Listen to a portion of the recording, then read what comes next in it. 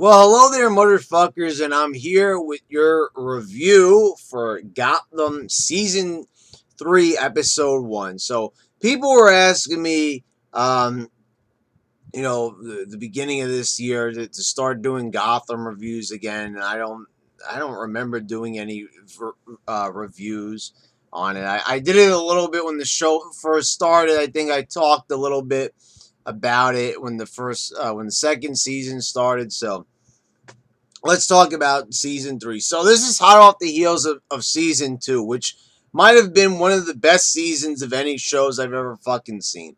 And season 1 was pretty fucking mighty fine. It's just season 2 expanded on the characters.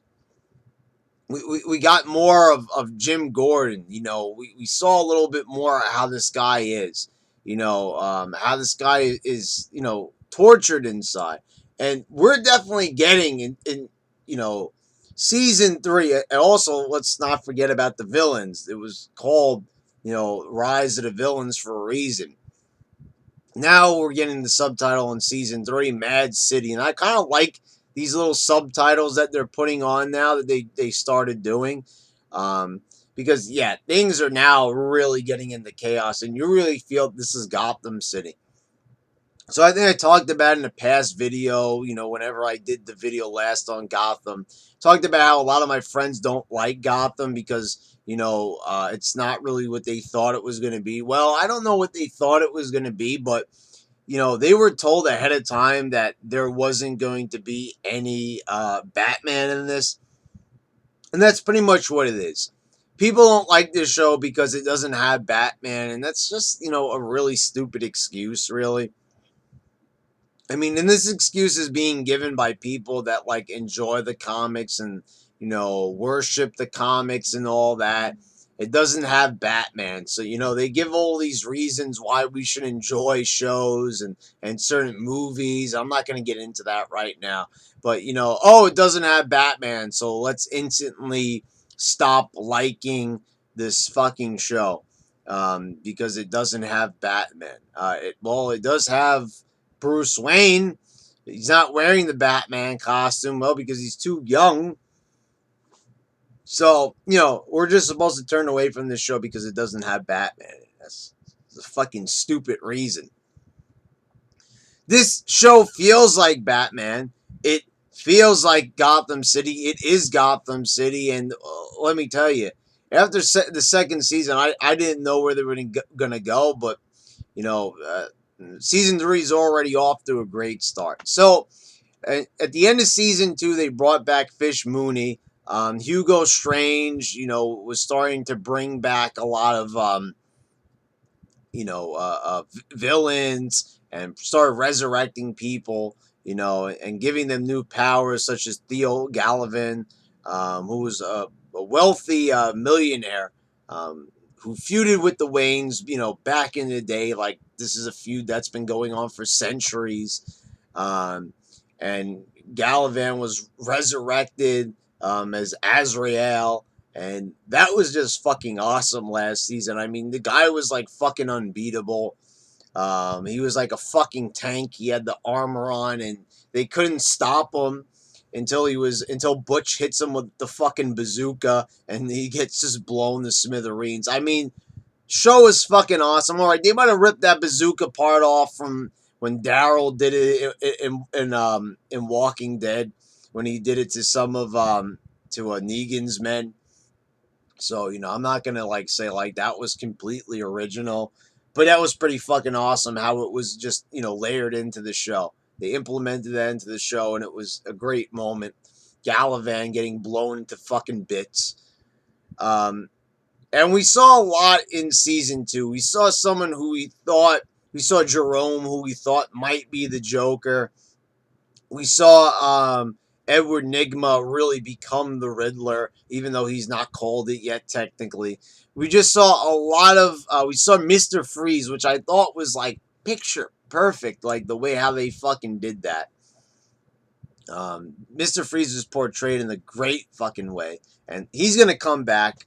He's also one of the guys that was pretty much resurrected at Indian Hill by Hugo Strange. So, but let's talk more directly about season 3. So we see at the beginning of season 3, we see that that Jim goes back. At the end, he said to Bruce, tells Bruce Wayne that he's going to be, away for a while. He has to go find Lee, who was his girlfriend, and and now she's already with another guy. They show that, we've seen this scene like in so many different shows, but it is heartbreaking because we've got to know Jim Gordon over 2 whole seasons already, like 40 episodes of of Gotham, basically, almost. We've seen what Jim has had to go. This guy has a fucking tough life. I mean, I've never seen any cop have to go through this much. So Lee was kind of like his backbone. So there was a moment in season 2 where Edward Nigma framed Jim Gordon. He got thrown in prison. And man, just talking about this, I want to just go back and watch season 2 again. What a fucking amazing season it was. But gets thrown in jail after being framed for murder by Edward Nigma. He tells Lee not to wait for him, not to help him, so she ends up, moving away. And we see, he's about to knock on the door. He's got flowers. He's dressed in the suit. He's ready to take Lee back into his life. And he sees that she's sharing a glass of wine with another gentleman. And that's it. Him and Lee are now fucking done. So now he returns to Gotham, and basically Jim is now fucking like a bounty hunter. He is now just drinking at the bar. He does not give a fuck anymore now. And it's kind of funny because like he's kind of like devolving into like how Harv is now. Like Harv was more of the more roughneck drinking type, and Jim Gordon was more of the more uptight, more straight ahead. And now he's kind of getting that way. You kind of see how he's more gruff now. So now we're seeing like the Jim Gordon of the future. I think that's fucking awesome, and that's why I love this show. You really see characters really developing before your very eyes. Just the same way like with Bruce Wayne, where he sees that like his life is not so bright and shiny. Like he's always been a little bit dreary since the beginning of the series, because of his parents dying, of course. But we see that he gets more and more convictions as time moves on. And we see now he knows like who's really running Wayne Enterprises behind the scenes. We've got a secret society, and we see that Bruce gets kidnapped. They beat the shit out of Alfred. I love the scene where he's like in the boardroom. He's like a little kid, but the thing is, it's like it feels right. And, in any other place, you would think that this would be out of place. All of his kids telling him what to do. This is fucking Bruce Wayne. This is the kid who eventually turns out to be Batman. So I love that. Alfred standing there. Great scene. Just the way how they shoot things and they just build the tension. I mean, we kind of already know, like, who is the one, running the secret society. We know that it's that blonde woman right there. That's the one behind the mask. They're all wearing masquerade masks, when they show them, like, in this secret hideout. So we know it's the one with the weird fucking hairstyle with the big, curl in the front. So that's obviously her. So now Bruce gets kidnapped, taken from Bruce Manor and from Wayne Manor, and now they've got him. So it's going to be interesting to see how he's going to fucking get out of that one. I mean, this is now, we're going to get into like these classic scenarios now of like, oh, how's Bruce going to get, and we saw that in season 2, where we didn't know how he was going to escape. Like there was at one point in season 2 where Bruce gets seemingly captured, and we think that he's going to get tortured, and we see how he gets out of that one. How really that it was just like, it was just something that was planned ahead of time in order to get information. So I really recommend season 2. Don't you dare even watch this season without watching the past episodes. But I mean, every single fan of every single show is going to tell you that. So probably one of the biggest things that's happening this whole season, the whole, main plot point. I mean, to me, yeah, what's going on with Bruce is like the main thing, but to me, like Jim is the star of this show. So like the main thing is what's going on with Fish Mooney right now. So, Cobblepot, the penguin, is offered $1 million to anybody who could bring him Fish Mooney. So this is Jada Pinkett Smith's character. I like this character. They brought her back, and basically she was resurrected at Indian Hill. They gave her this power where she could pretty much convince anybody to do what she wants just by fucking touching them.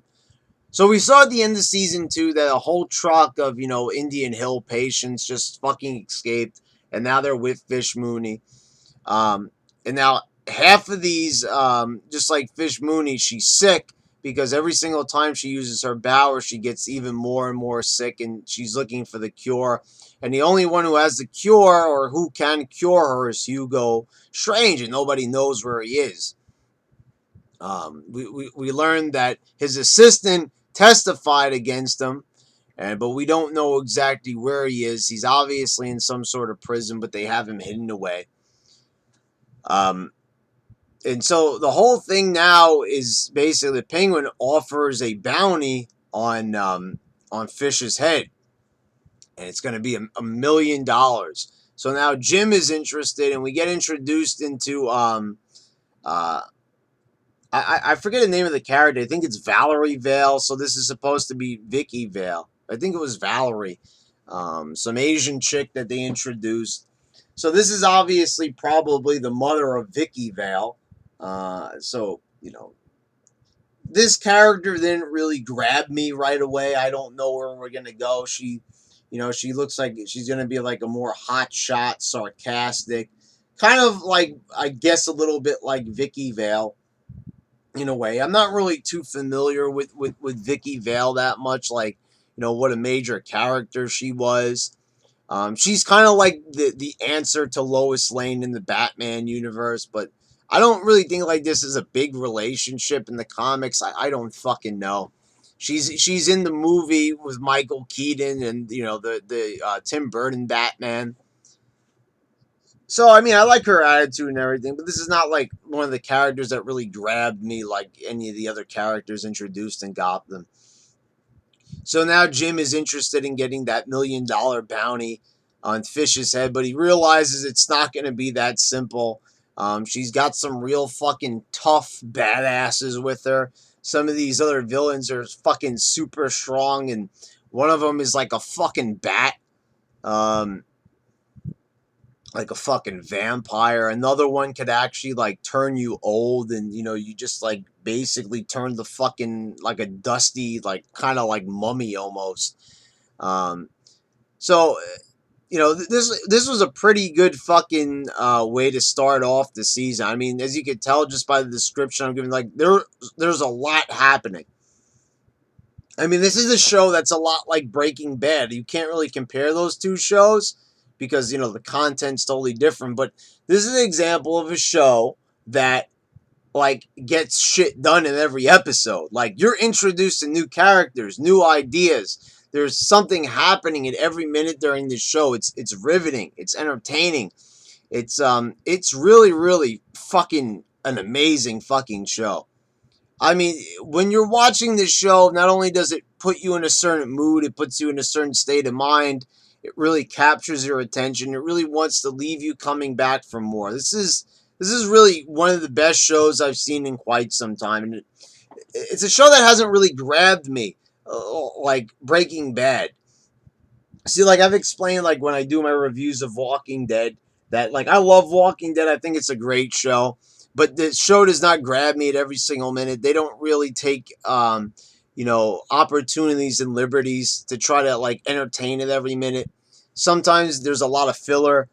Like I made the argument like last season with The Walking Dead that the show probably could be a half an hour, maybe even 45 minutes. They could cut down so much garbage in The Walking Dead and it would probably become a better show. And that's coming from like a pretty big Walking Dead fan, but I have to admit it, I have to call a spade like I always do in these reviews. Gotham is a show that takes advantage of every single minute. Every single minute the character is being developed.